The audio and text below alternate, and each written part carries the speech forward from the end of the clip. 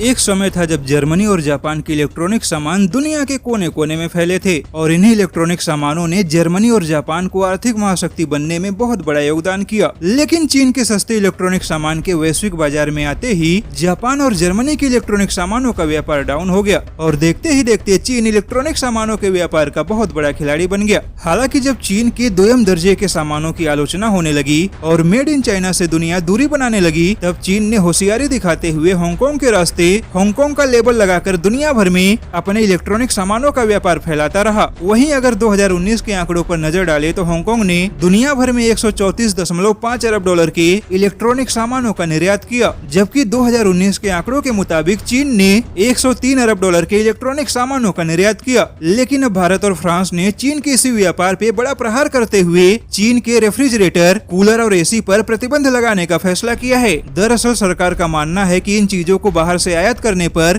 बेवजह देश का विदेशी मुद्रा भंडार खर्च होता है। ऐसे में बाहर के गैर जरूरी इलेक्ट्रॉनिक सामान खरीदने के बजाय उन्हें देश के अंदर बनाने के लिए घरेलू विनिर्माण केंद्रों को बढ़ावा दिया जाए। हालांकि फ्रांस ने चीन के इलेक्ट्रॉनिक सामानों पर प्रतिबंध लगाने का जो फैसला लिया है वह फ्रांस का अपना फैसला है और इसका भारत के फैसले से कोई लेना देना नहीं है। लेकिन मुद्दे वाली बात यह है कि दोनों ही देशों के अपने अपने फैसले से चीन को बहुत बड़ा नुकसान होने वाला है। हालांकि फ्रांस के साथ जर्मनी, स्वीडन, पोलैंड, रोमानिया और स्पेन ने भी चीन के गैर जरूरी इलेक्ट्रॉनिक सामानों को प्रतिबंधित करने का फैसला किया है। वैसे यूरोपीय यूनियन ने पहले ही चीन को चेतावनी दे दी है कि अब चीन के लिए यूरोपीय यूनियन के बाजार पहले जैसे खुले नहीं रहेंगे। ऐसे में फ्रांस का इलेक्ट्रॉनिक सामानों पर प्रतिबंध लगाने का फैसला चीन के सामानों को यूरोपीय यूनियन से बाहर निकालने की शुरुआत मानी जा रही है। ऐसे में देखा जाए तो भारत की तरफ से शुरू किए गए चीन के बहिष्कार की मुहिम पूरी दुनिया में चीन के सामानों के लिए मुसीबत बन गई है।